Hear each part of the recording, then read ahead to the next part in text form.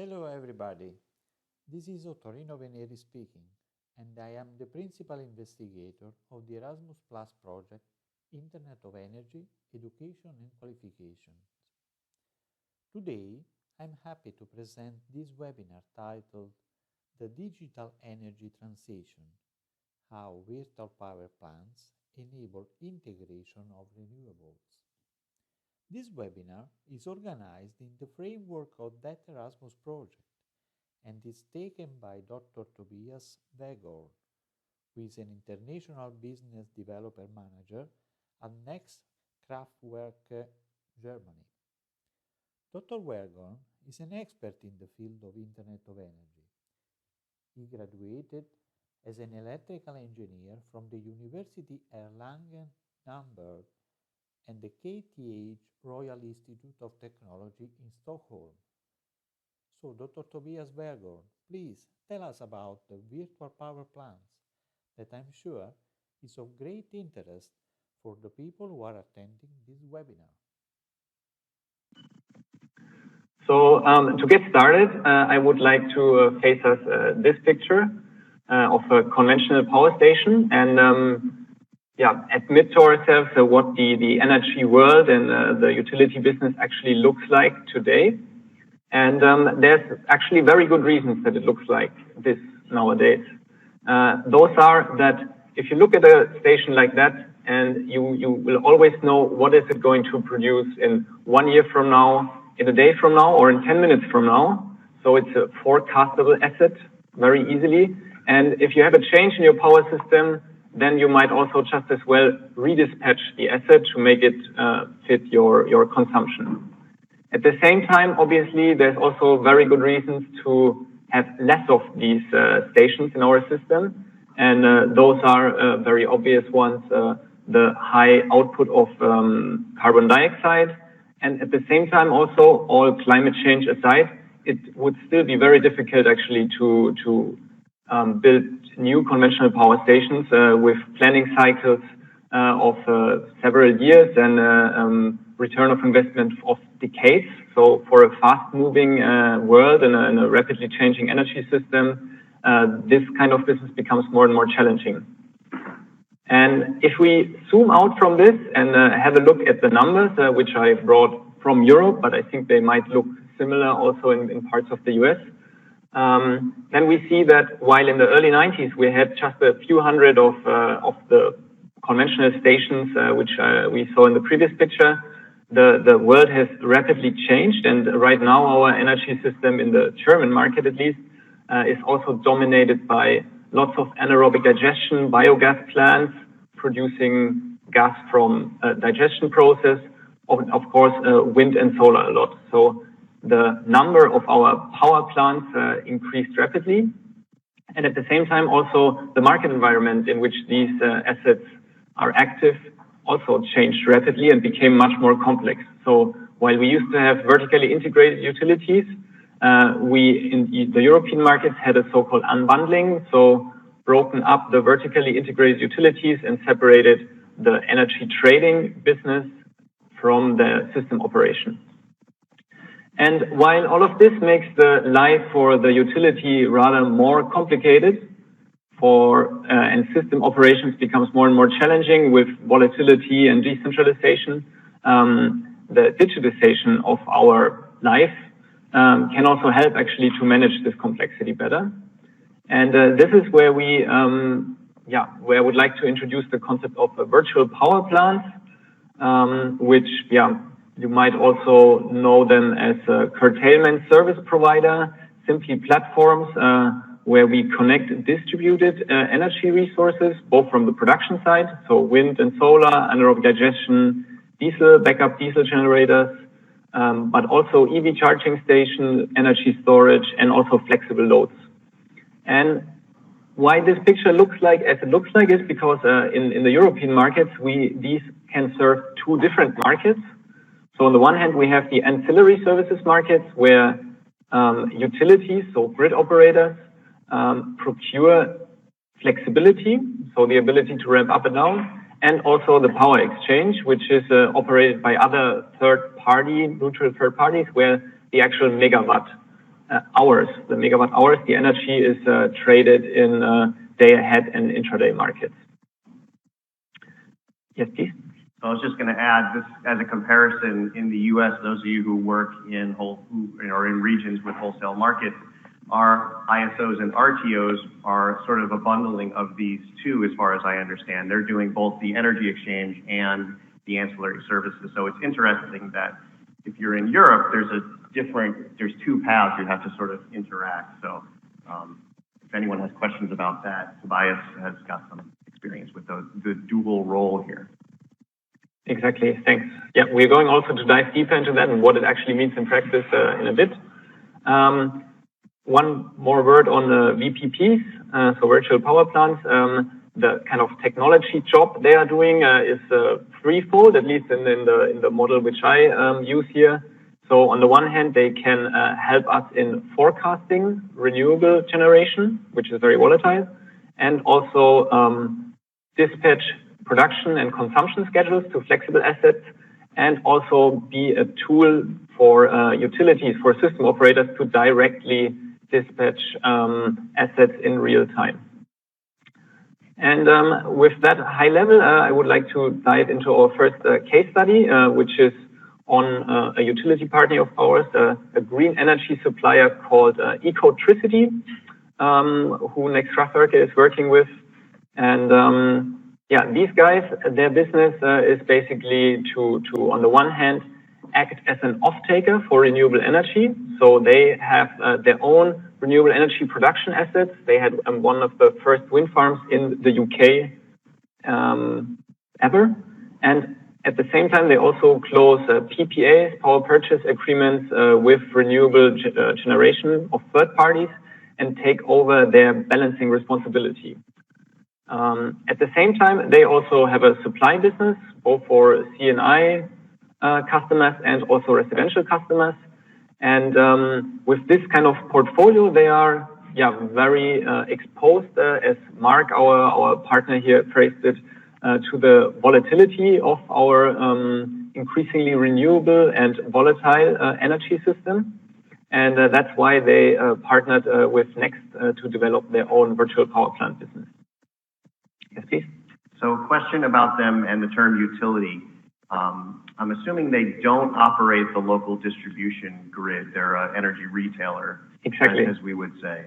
So I wanted to make sure that was correct. Yeah, thanks for pointing that out. So the word utility is a dangerous one if you talk to people from Europe, because we refer to utilities often as the energy suppliers, while the grid operation is actually separated from those.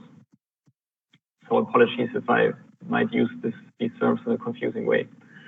So Tobias, in the U.S. here, increasingly we're seeing folks that have generation also entering the retail business, and kind of we're coining a new term called a gentailer. Is that what these guys really are? Generation and retail? Yes, pretty much, exactly. Okay. And off-taker for third-party plants. Question in the back. I'm just curious, when you're talking about grid operators, hold on, can you use the microphone? This is for the folks on. Yeah, when you're talking about grid operator, are you referring to just the distribution system, or are you talking about the transmission system and distribution? Yeah, when I use this term, I refer to both. The ancillary service, the flexibility, frequency regulation is actually managed by the transmission system operators to a large extent. And the DNOs, distribution network operators, they are also becoming more active in that space, in particular in the UK, actually, which I would say is one of the most advanced European markets for that. So the VPP can provide ancillary services at the distribution grid. You're trying to work towards that? Yes. So in the German market, for example, it's largely the interaction between aggregators, generators, and the transmission system operators. In the UK, it's also still National Grid is actually operating their transmission grid. But there you also have a lot of movement towards the distribution level flexibility, where it's less about frequency, which is managed by the TSOs, and more about grid congestion on the distribution level. Thank you. Okay, so getting back to Mark and Ecotricity. what their job is like is on a system level. Obviously, as you know, we have to manage the balance between production and demand to maintain our frequency at, in our case, 50, in your case, 60 hertz. And this is a kind of a decentralized job for all of these, I previously called them utilities, for all of these energy supply companies. They act as so-called balancing responsible parties. I think the American expression might be load-serving entity in some of the markets. So their job is really to manage their production portfolio, which means if they have production, then either they have the corresponding amount of also energy consumption, or they can also only have energy production, but then they have to sell these amounts to the wholesale market. That's why one of their most important jobs is actually forecasting. So if you have a renewable energy production plant, wind or solar, then of course you rely a lot on the weather forecasts for wind and sun to know how many megawatts of renewable electricity are you going to produce tomorrow. So that is the amount which you trade away in the day ahead and nominate to the system operators. However, the closer you get to real time, the more important and the more useful it actually gets to have all of these plants connected to a virtual power plant, which enables you to monitor the live production. And then in the end, if you are in 10 minutes close to real time, then the best guess for your wind power infeed in 10 minutes is actually very close to the wind power infeed right now. And that's why it's so useful actually to have this plant live monitored. On top of that, you of course also use the master data of the asset. So which kind of wind turbine is it actually which you're using there, or in which direction is the solar panel actually faced? This is what I mean there with master data, and of course also historical production data. And this is what we kind of put together, and what also Ecotricity is putting together to make their day ahead and intraday forecasts.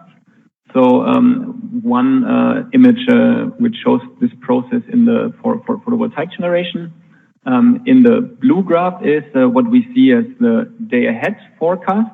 So this is what is then traded in the day ahead market and also nominated to the system operators. And then with the real time approaching, you have more and more bigger role playing for the live data. And this is what we can see in the other curve, where we basically can forecast and also trade the renewable amounts in an intraday market as well. Yes, please. Maybe you mentioned it and I just missed it, but are you seeing issues with the duck curve in Germany with all the different types of renewables? Yes, of course. So in general, the peaks in demand are in mornings and in evenings, while in the day you often have the solar supply. Yeah, so I guess that's a kind of a universal challenge with renewables coming into the system. But I mean, I guess is anything that you're doing helping combat that with storage or? Yeah, so virtual power plants actually play a crucial role there by basically helping to forecast these amounts and also providing flexibility from distributed generations. So instead of having the renewables just a burden on the grid, they are also enabled actually to contribute to the system balance and also incentivized by the market to do so. So this is a question for you, Tobias, but also for those in the room. To me, this sort of is a real incentive for the resource providers to be much more involved in the day-to-day operation, and in particular the understanding of their forecast. My understanding in the U.S. it's more that the resources are just there and whatever comes out is consumed, sort of a must-take kind of a resource. And I'm curious if those who are familiar with wind, in particular in the U.S., are doing a lot of this short-term forecasting for their resources, or if it's really just install it and let the power flow in.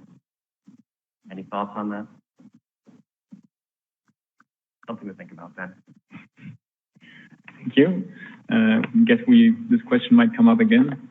So if we move to the wind, which I promised you in the beginning, then this is what we see actually as an actual screenshot from the VPP of Next and Ecotricity.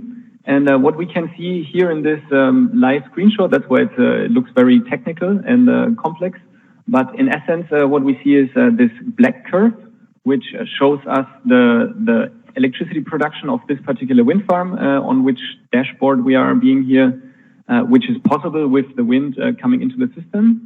The green line, which is very similar to the black one, is the actual live infeed of this particular wind farm. And then we also have this weird red line, which is mostly straight, which is the set point provided by the VPP. And if we look at the beginning of the graph, which is in the night with like not too much wind actually in that moment, then we see the dispatch set point is at the maximum. So which means the wind farm just produces as it can with the wind blowing at this very moment. And then it's hard to see, but like at 3:20 a.m. in the night, we obviously have probably a very low load on the system, and the wind is ramping up probably all over the UK very rapidly. And the impact this has on the wholesale market in this example is that they actually get negative prices. So this is an incentive for then the plant operator to actually curtail the asset, to not be exposed to these negative prices. And this is also what we see. The red dispatch curve basically goes all the way to zero. This is done automatically basically by the monitoring of the price and also the infeed. And what we see is that the possible wind production, which we can see in the red curve, of course, stays the same and ramps up, but the actual infeed is curtailed and all the way to zero here. And then after this negative price period, or could also be an extreme price period in the imbalance prices, so there's a bit more complexity to it, but I guess you get the idea. After this period is over, this curtailment is released, and the wind production ramps up again. And yes, please.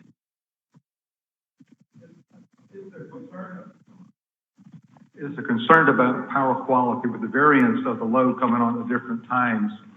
Are the operators concerned about frequency and under frequency, over frequency with regards to the variance of alternative energy coming on at these variable times? Yes, so they also play a role with that through the aggregation and through the virtual power plants.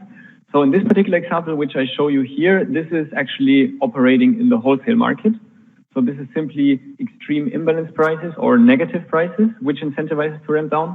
But at the same time, these kind of assets are also almost able, so it's currently piloted actually, to contribute to frequency regulation. So not having a central signal coming from the VPP to curtail, but actually having a local frequency meter installed on site, and then having these like also marginal curtailments if in order to immediately react to frequency on a second by second level. So that is a new thing for wind, but very common for example, anaerobic digestion plants, which make up a significant share of the frequency regulation market.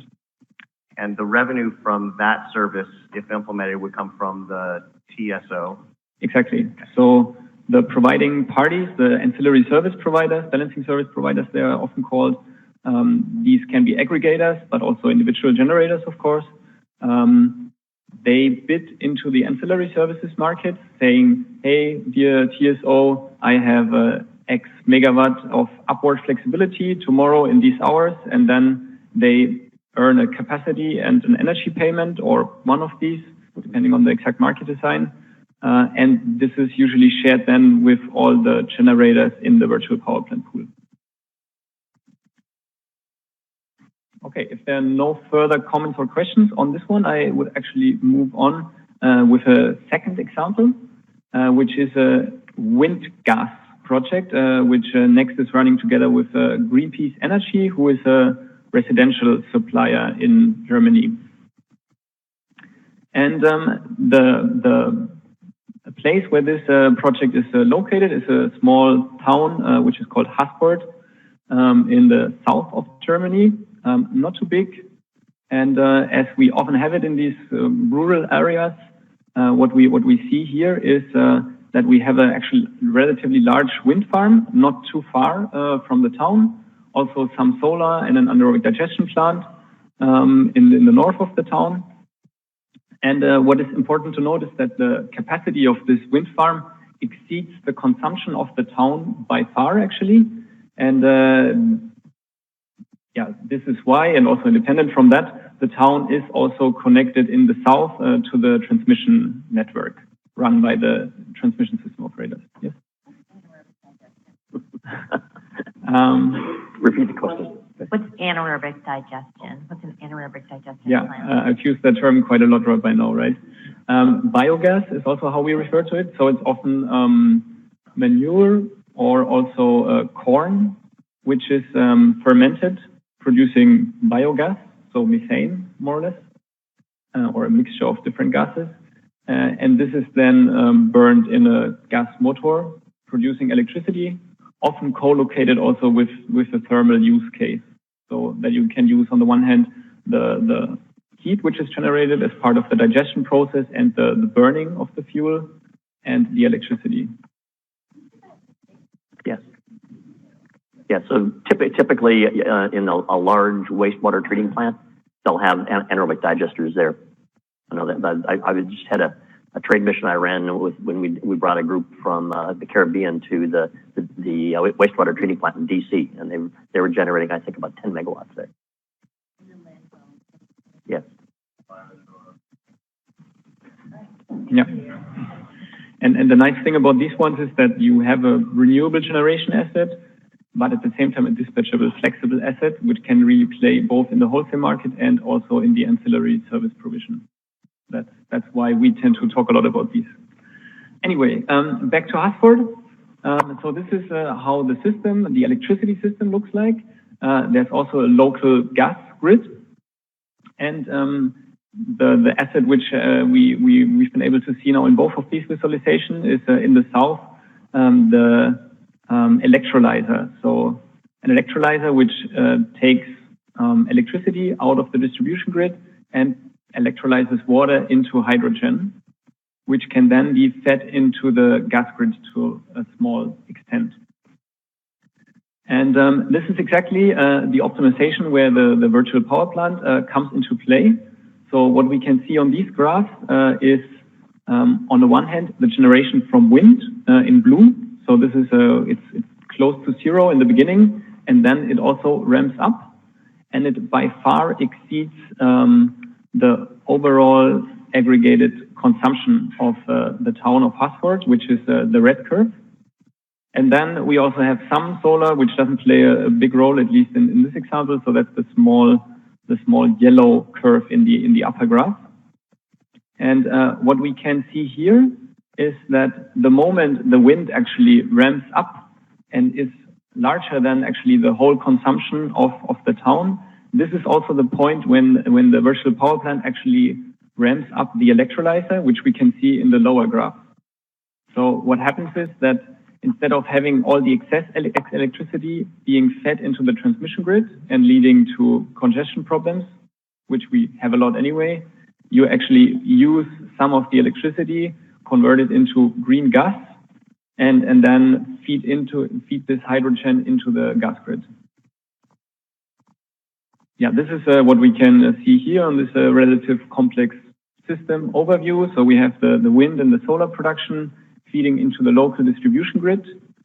All of this is monitored by the Next box, so local monitoring device, no rocket science, not too complex technology. And this is then also what activates the electrolyzer if we have a lot of renewable production, and takes care that the electrolyzer feeds in hydrogen into the gas grid. Mm-hmm. So I want to make an observation here. I'm really interested in this use case because it shows to me the coupling of the load and the generation side for an optimization problem that can be handled locally, and then only the excess is sort of balanced out. And I think in the US, we often talk about the energy retailers or the load serving entities and then the third party suppliers, and they're always kind of a separate. I'm curious if anyone here has really seen this tight coupling of the gen and the load to a local optimization. Yeah, exactly. I think there was another question. Yeah, I just had a question on this. I actually read a couple of things about this wind gas plant in Germany, and maybe the article was incorrect. My memory was that they're actually methanizing at that site as well, right? So they're taking the hydrogen and then adding in what you need to add in to make it methane before they dump it into the grid. Was that incorrect? And are they dumping straight hydrogen into the gas grid, or are they methanizing? That's a very good point, and indeed, it's very well possible that they're actually methanizing there. So we are mostly on the electricity side. That's why I'm not too accurate maybe on the gas side. But what I know is that the amounts which we can feed into the gas grid are actually very low. So the share, which is not too much of a problem at that scale, because there's obviously a lot of gas in the gas grid. But this is also something which needs to be closely monitored. Yeah, it's one of the efficiency hits that you take in this project. So the round trip efficiency is impacted by that. That's why I asked the question. Yeah, thanks. So I had a similar question, Tobias. I was going to ask the same question. What is the? It's probably unfair, but I'll ask it anyway. You know, what do you think that the round trip efficiency is of this? From you're going from electricity to create gas to go back to electricity. Is this really a sort of a demonstration project, a proof of concept project, or do the economics actually work? That's a very, very good question. So obviously at this scale also, it is a demonstration project. Also, if you would compare the actual numbers, which we see here, the absolute numbers, then the electrolyzer is actually a lot smaller than the wind production. Mm-hmm. So there is, of course, still a lot of electricity actually being fed from the distribution level into the transmission grid. Yeah, and then how much this makes sense in terms of route to market and commercialization also depends on which routes to market you use.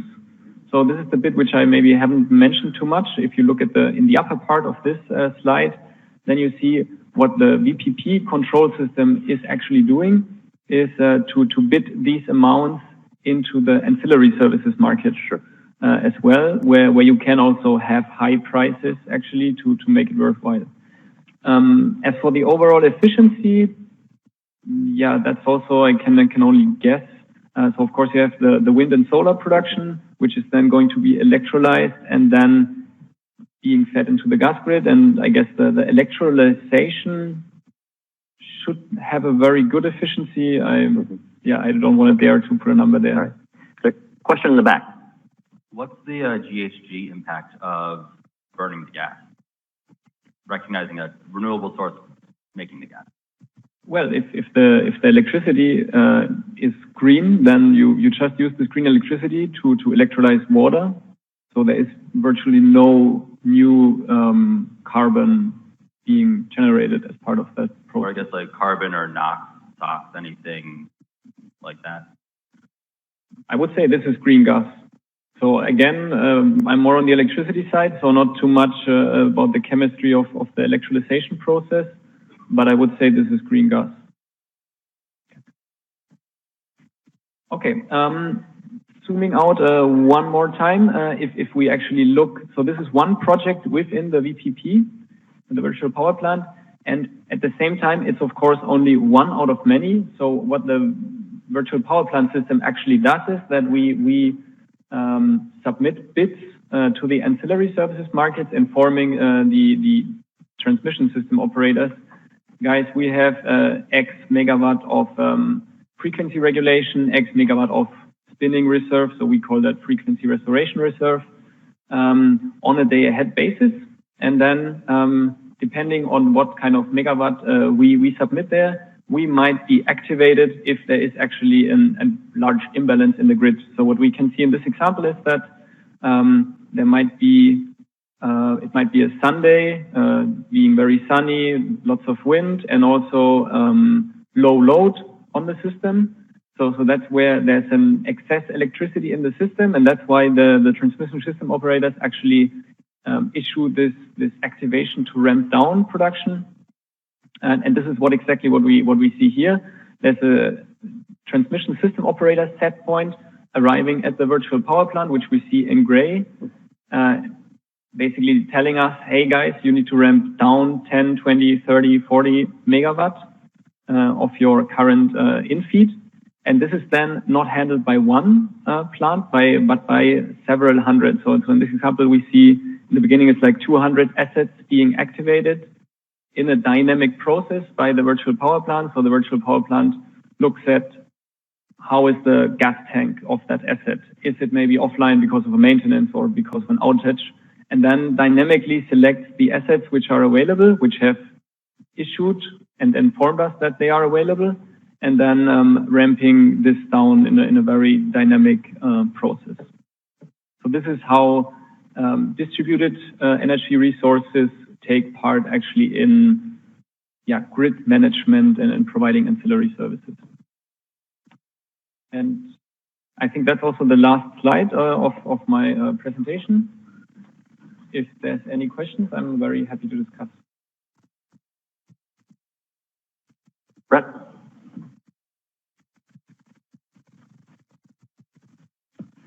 Thanks. Yeah, you mentioned at the beginning a little bit about it moving from the transmission level down to distribution level, and we have the concept in the U.S. as non-wires alternatives. I know one of my colleagues in Germany wrote an article recently about that idea transferring over to Europe, and I've heard the term virtual power lines, virtual transmission lines. Have you seen that as well? Yeah, so I guess as I mentioned already, what the transmission system operators often take care of is the frequency regulation, so really keeping the balance between supply and demand. And then the DSOs, they are more concerned with the grid congestion on the distribution level. And this is where there's lots of coordination necessary. As for the term virtual power lines, I'm not too sure. There's some concepts that, for example, you can overload the power line, for example, if it's windy enough that there's kind of a natural cooling. So that's where also monitoring of the power lines becomes more relevant. But that's then different from the term virtual power plant and from what you do.